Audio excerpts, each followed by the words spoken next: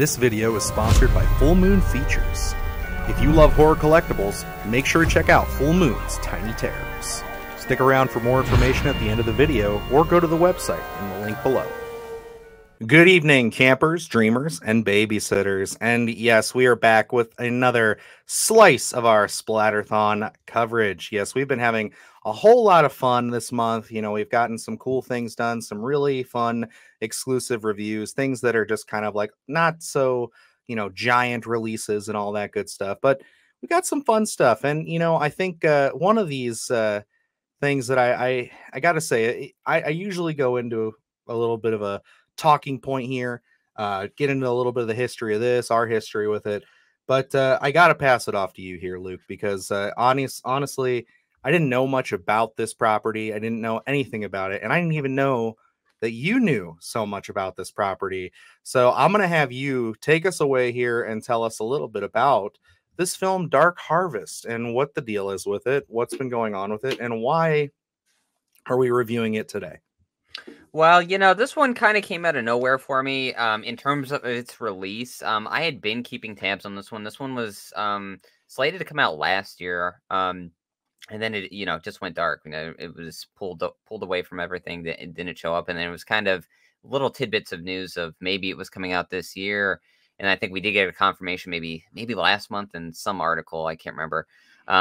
But I don't think there was an actual release date. It just said, October, it's going to be released. But for this one, I had been looking forward to it. This is based on a book. If you're not familiar with the property, I highly recommend it. It's by Norman Partridge. It came out, I think, in the mid-2000s. I discovered the book in 2013. And honestly, this one, if I'm going to recommend any Halloween reading for you, if you just want to start something, October 1st through the 31st, Dark Harvest is just a great book. It's something that's so intriguing and, different than the film. There are a lot of parallels. Obviously, they kind of meld some things in, but the book for me is just, mandatory seasonal reading for October. So definitely recommend getting that. But yeah, this one, I was so excited to learn that this was actually going to be made into a film. I wasn't really sure where they were going to go with it in terms of there's some gruesome scenery in the book. And I wasn't sure if they were going to dive down into it. So it was a big question mark for me as to, these ones go either way. These adaptations of novels, sometimes they're great, sometimes they're just really, really bad. So this one, I was hoping for the best, and really got excited when you brought it that maybe we should cover this one on the channel. Yeah, no, this was simply just off of, for me, to keep it short, just word of mouth hype.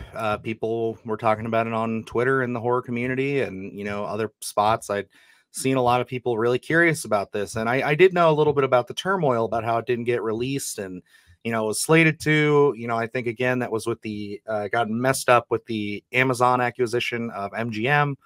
And we kind of had a little bit of a parallel with Cobweb here where it just kind of got buried. And now it's available for you to stream. You can buy it.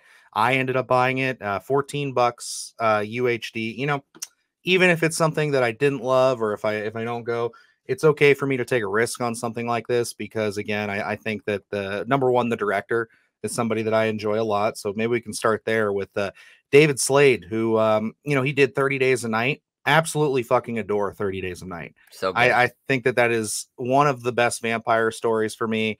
I know that amazing one again concept. Is based off a graphic novel itself. So, he's got a real tinge here, a little eye for adapting material from novels and everything. And then, of course, I think probably his most well-known one is the best Twilight film, Eclipse. I'm just kidding. No, it's Hard Candy. I will say, though, his work on Eclipse, that is the one that I always go back to whenever my wife and I watch those movies. So Hard Candy is probably the one that everybody knows him for. That movie is infamous, early 2000s, really gut punchy kind of thriller horror. So, it's kind of shocks me that somebody with this kind of a catalog, doesn't pop up more often. So when I saw his name attached to this, I was like, okay, this is definitely, I'm already sold based on that. But what is this film? And, you know, when you started telling me about it and you started saying all these things about how it's based off a book from the, you know, early 2000s, I was like, okay, let's get into it. I didn't know anything else about it. I didn't know that this was a creature story, a monster story. I didn't know that it was kind of like a dystopian tale. And, you know, I think that there's a lot of elements in here that will sell so many people on this concept. And that is just that this feels so much like its own little universe. And I got to say, the biggest praise I can give to David Slade and the writing, and I think just the concept in general, is this truly does feel like its own world.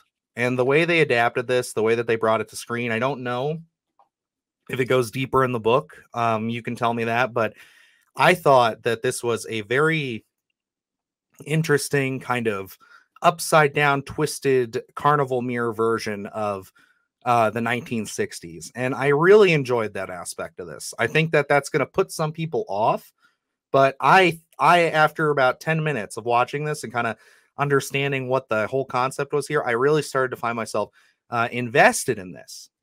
Yeah, and that's where, you know, for me, I wasn't sure how I was going to feel about it. You know, it is being a sort of a period piece, I guess, where, you know, we've had Stranger Things, we've had scary stories to tell in the dark, and, you know, sometimes I think people are in that fatigue of, you know, reminiscing a little bit. But I think like this one really does work. It's because the town itself really feels like, again, its own kind of confined space of this concept that they're dealing with. And they really do establish their own unique lore. And I think that's really what intrigued me initially about the book, and then seeing how they were going to, if they were going to stay true to that in the film. And I think that's probably when I say they really kind of lean into that lore, that supernatural element of making their own tone. I think you really do get it here with Dark Harvest, because yes, you see some parallels with even Scary Stories to Tell in the Dark, you know. Oh yeah.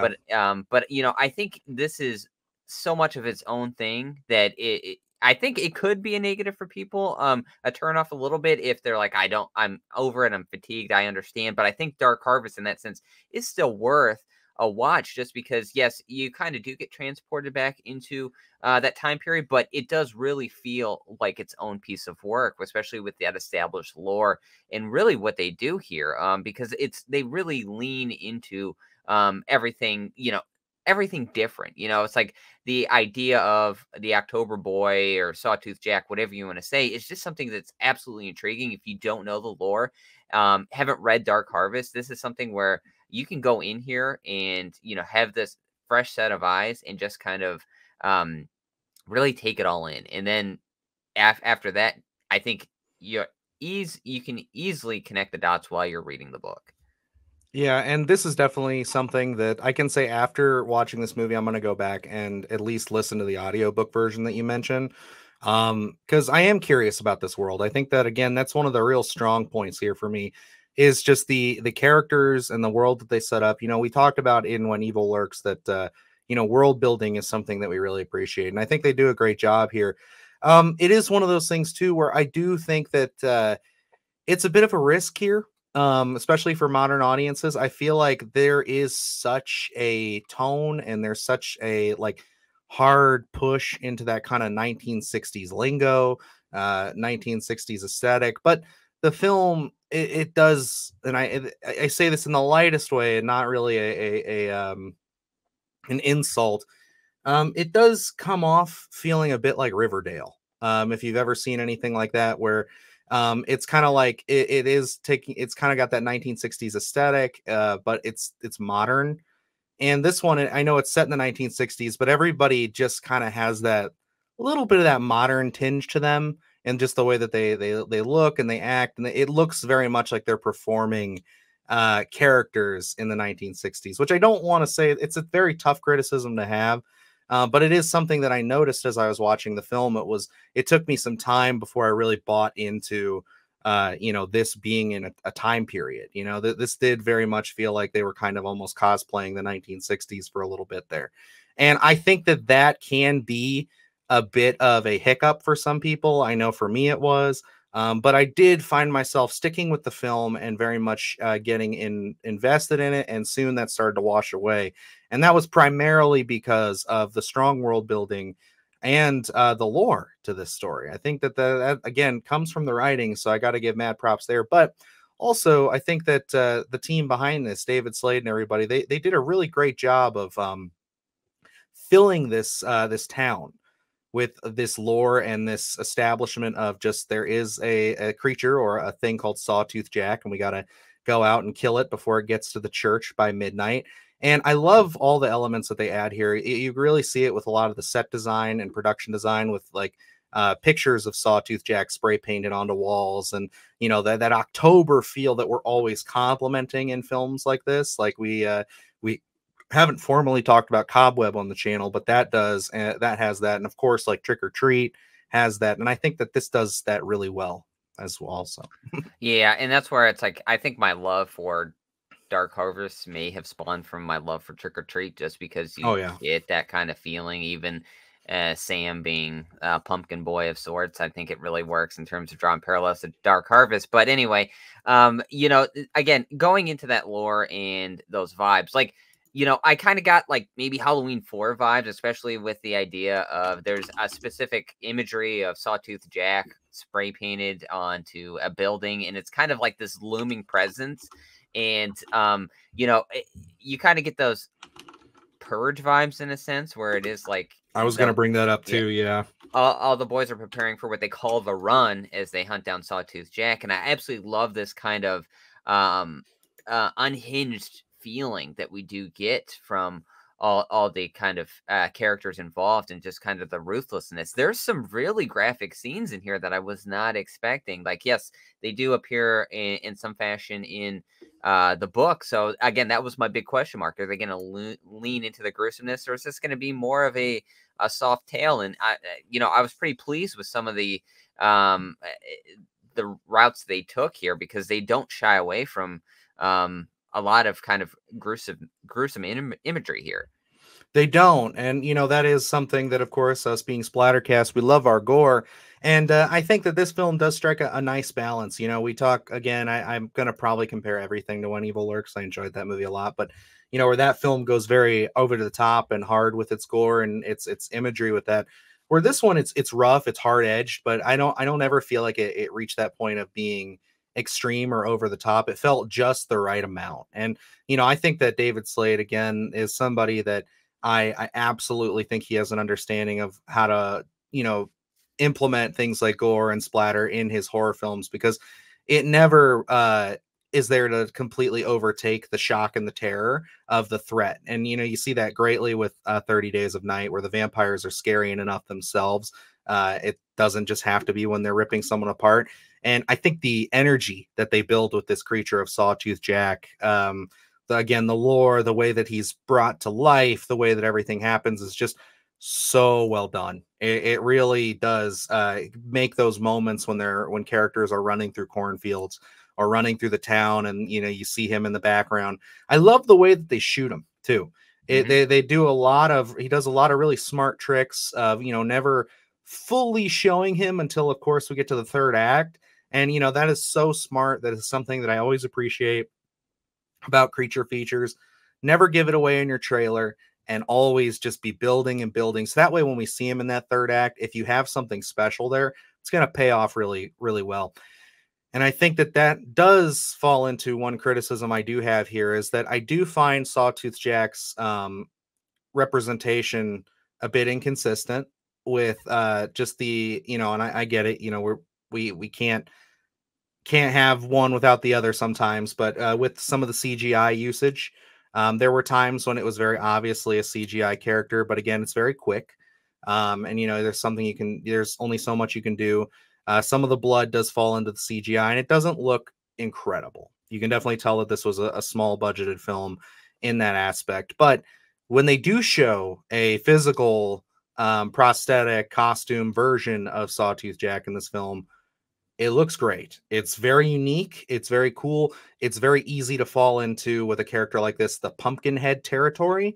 And although you see shades of that, I don't think that it looks like a knockoff or anything at all. It definitely has its own ideals, its own origins, and especially in some of the things that it does towards the second and third act with what its head can do. It's very cool. And those scenes with CGI, they look great. They did a really good job. Yeah, and that was probably my biggest point of contention when I watched this. I know I had watched it prior to you, and you had asked my brief thoughts on it, and that was kind of where I was more hesitant with. That element was I was the most hesitant with, especially even prior to watching the film. I was like, what kind of take are we going to get here? And I'll say the practical stuff really did work for me. I really wish that would have been the go-to for everything if they could have done it that route. What I will say is how you said they used them sparingly, and I had mentioned earlier where it's kind of this looming presence with the graffiti imagery on the building. I think kind of sparingly using him, especially in those CGI elements, and kind of continuously using that looming presence of we're seeing kind of havoc being wreaked upon the town. Sometimes we're just seeing remnants of it rather than the actual act itself. I think was really well done. And I think, they were aware of their budgetary constraints with probably the CGI. So they tried to use it as sparingly as possible because, yeah, some of those are rougher than others. But, I guess nature of the beast, especially when you're not dealing with a huge budget. But yeah, the practical stuff, as soon as we get into that third act, I think is really well done. It really works for me, especially with without going into spoilers of kind of the story they're trying to tell, as we kind of get into, I guess you'd say kind of a human story. I think it really kind of gets intriguing, as they progress throughout the film. No, I would agree with that. Yeah, I think that it does start to once things start to become revealed. I do like the way they used him and the way that he was interpreted much more. The actions and the way that he's operating feel so much more personal. And I kind of want to, for the sake of time, want to move forward here and talk about some of the cast here because I think that Casey Likes as Richie Shepherd was somebody that when he first started, again, I think maybe that also played into that, where it's like I said, they were kind of cosplaying the 1960s. It was something that he had to warm up to me a little bit, but by the end of the film, I thought that he delivered a pretty strong performance here. I think that, he's got a little ways to go. I know that he doesn't have such a stacked background, but he's definitely been acting for a while. But I think that this is something that, we could see him grow from this. I thought that he did end up having this energy to him that I think carries you through those second and third acts, especially once you get more on his side. I think that where some of this becomes disjointed, maybe in the story from the performances, is the fact that first act is so lore heavy and so setting up the town that we don't really get to get deep with him. There's a dinner sequence in here that once you have the full context of everything that's going on, because you're in his shoes for the most part, Richie. Once you have the full context of that, it is one of those things I'm excited to go back and see that, knowing now what I know and just seeing those performances again, because I think that there is a lot of strength there. But I really liked Emery Crutchfield as Kelly, as kind of his second in this film. I thought that she really hit her marks the second she came on screen. I bought into her immediately. I thought that she was not only a character that was very cutesy, very fun, but also had an edge to her. And I really thought that she played into that very well. And I was all over her character from the moment she got on board, especially they have a conversation later in the film about Pyro and some things. And I thought that she just delivered all that perfectly. I loved the setup of it and everything, how it went. And I thought that she was one of the stronger elements to me. And, Jeremy Davis, we've already spoken a little bit about him as the father, Dan Shepard, absolutely killed it again in this. He was great in The Black Phone, but he's definitely one of the absolute bright spots for me. And yeah, I don't know. Is it who's the sheriff here? Is it That's Officer Jerry Rick? yeah, that's Luke Kirby, I believe. Luke Kirby. Okay, maybe he's not a sheriff, but he came off like that. I enjoyed him too. He's got some manic, angry energy to him, and he is a joy to see on screen. He's a character you love to hate. Yeah, and for me, like I said, I think the lore, the time period kind of trumps performances a little bit. Where when you're dealing with younger actors and performance wise, I think, it's a mixed bag where you're going to get some good stuff. You're going to get some questionable stuff. I wasn't in awe of any one's performance in terms of the younger set. I think they weren't offensively bad or anything. They were just kind of, okay, these are the characters I'm with. I think the story was serviced enough for me to get on board with the characters. But I think, if the story was more questionable, I think I would have had more of a problem with performances. Because, like, for me, where my eyes were more so the adults, like Luke Kirby's performance, just being an all-out asshole, I think Hmm. really works for this. Really works for that driving antagonist that you really wanted to see finally get his. And then Jeremy Davies. I mean, the dude, like, again, you mentioned the Black Phone. Absolutely phenomenal for his scenes in the Black Phone. Really steals those scenes.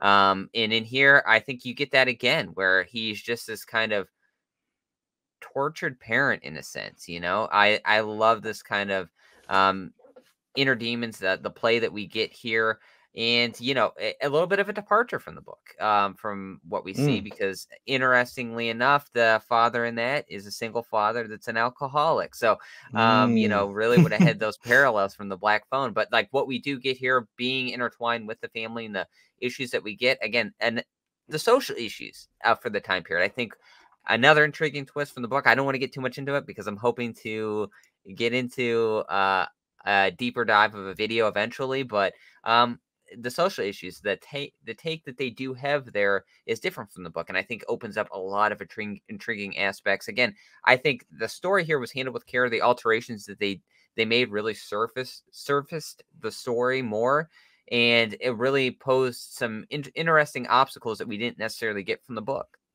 No, I agree. And I think that his character especially was one that started off one way and you think that you know where it's going to go. But I love what they were able to do with him and how they were able to kind of twist that. And if you say it's different from the book, I think that that's more, praise to give, because it Yeah. is one of those things where, we're talking about a 1960s story. We're talking about a story with, kind of again those elements of, like, oh, you got to be a man, you got to do this, you got to do what's right for your family, and you always expect them to be assholes and abusive. But the way that they go into it, and the way that this story ties up with it, it's just awesome. I love it. He's definitely, in my book, probably the highlight of the cast, Jeremy Davies. We're big fans of him here, but I enjoyed his performance quite a bit here. He definitely, again, had layers to it. And I will give some praise. She's not in it a ton, but Elizabeth Reiser as his wife Donna Shepard, the mother, also has some moments in here. Her climax is pretty heart wrenching, I would say, like, on reflection. And this is one of those things. I don't know if this is necessarily going to be a movie, and I guess to kind of bring into my final thoughts, that is going to stick with people right away. Because even now, talking about it, there's so much more that I'm connecting because of just how they choose to dole out the story here and how these revelations kind of come. So it's one of those things where I think that this could be something that people watch and are unimpressed with. But I think that if you sit with this over time, I think within a few years, this is going to be something that I think might be, talked about with films like Trick or Treat and stuff. Might have that effect of, maybe not as big as Trick or Treat, maybe not as bombastic, but like have that element where people are kind of going to say, "Oh, have you seen Dark Harvest? It's actually a pretty solid flick." It's something that is definitely going to be revisited a lot around the Halloween season for sure.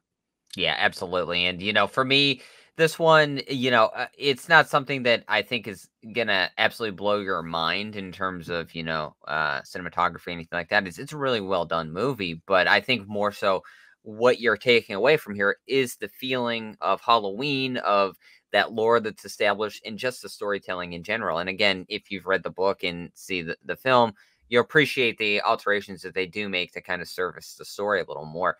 So for me, this one is definitely working into my October rotation from now on.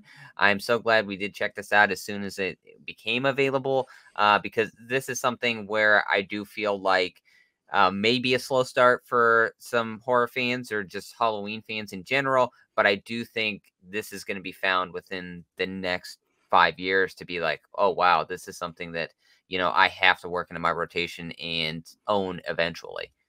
Yeah, I definitely know that this is going to be something that people are going to be into. Is it out on Blu-ray right now? No, it's just got a digital release. Okay, so So hopefully we'll get a physical copy of this hopefully, because yeah. this is one of those ones that I would like to see. I would like to own on like physical. I do see myself revisiting this a lot, but I do have it on digital now. So until that gets ripped away from us at some point down the road, it is somewhat in my ownership. But yeah, no, I think that Dark Harvest is definitely a recommend for me. I think that this is worth watching. Again, I think that if you go into this and you just let the story take you, don't get too hung up on just kind of the again the aspects of the 1960s and things that they're trying to portray. I think you'll get a little bit more invested as it goes along. I do think that yes, for some people, if you're not sticking through with it, I could see certain people just kind of getting into it and being like, okay, again, this feels very Riverdale. This feels very, kind of cutesy teeny bopper kind of thing. But I think there's a reason for it. And as we get into the grit and as the story continues, I think that it will pay off big time. And I think that the creature effects look great for the most part. Again, CGI is a little questionable.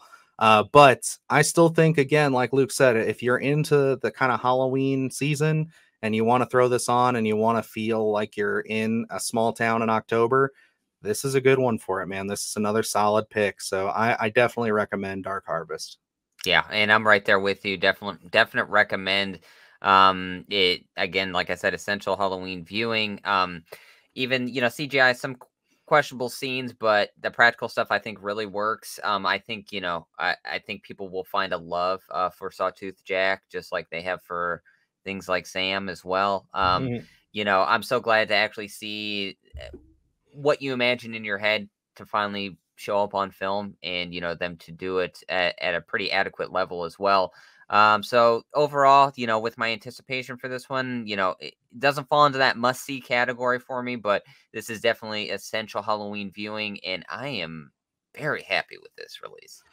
Oh, absolutely. And I got to say, it's another hour and a half. It's a breeze. You guys will blow through it real quick. It's definitely one that, again, I could see myself throwing this on before the end of the month again, just to, again, really take the story in, knowing now what I know. So, yeah, I enjoyed this one. I'm glad we took the risk on it, picked it up, and it's definitely something worth checking out. But yeah, other than that, guys, we got a lot of good stuff on the channel. Like I said, I just went through all of the Friday the 13th most gruesome kills. I did a little top 10 list there. That was quite an undertaking as far as editing goes. So if you could check that out, give it a like, send it around, I'd appreciate it. But we're going to be doing a lot more content like that here.